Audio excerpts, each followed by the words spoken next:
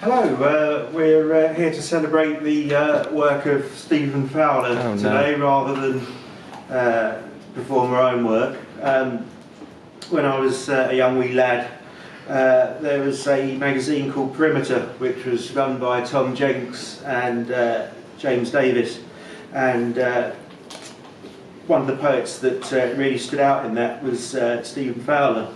And there's a shop in the corner house where they used to sell poetry pamphlets of magazines, and if I saw he was in there, I'd buy them. So and then eventually I set up a poetry press, and Stephen submitted a pamphlet which I published, and I think he's done some great stuff since, and is hopefully continues to do so.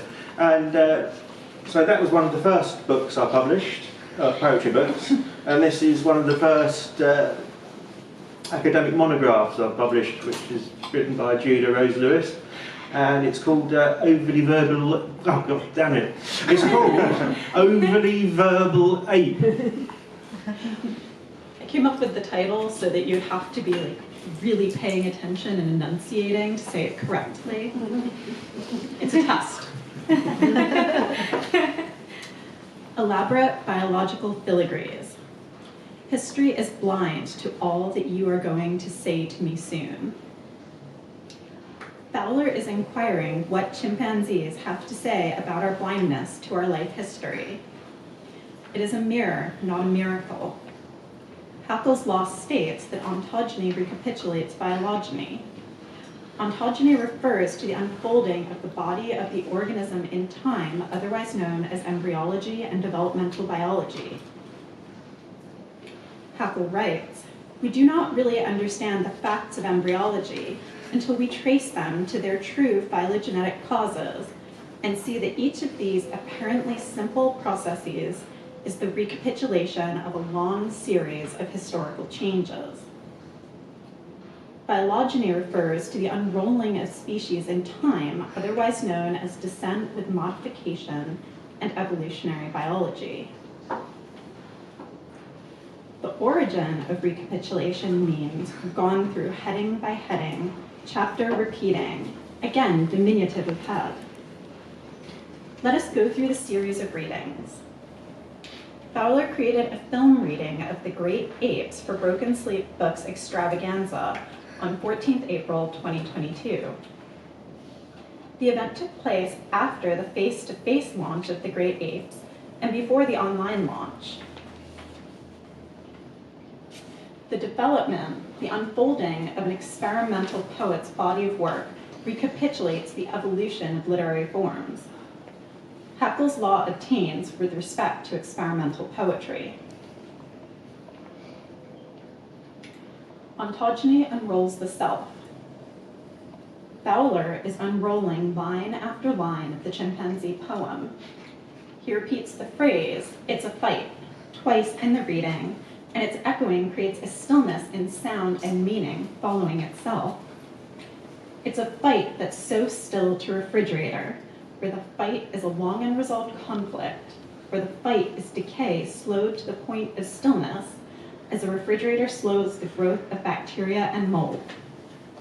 Is he saying refrigerator or refrigerate her, where refrigerate means to hold her body before burial? The reader finds themselves in the middle of grief. Is the fight consuming her or foreshadowing Mary, mother of glitter, in the next line? In the supermarket, it is a fight with consumerism and modernity. Here, refrigerate comes from back cold becoming. It is the exposure of the private time in the public.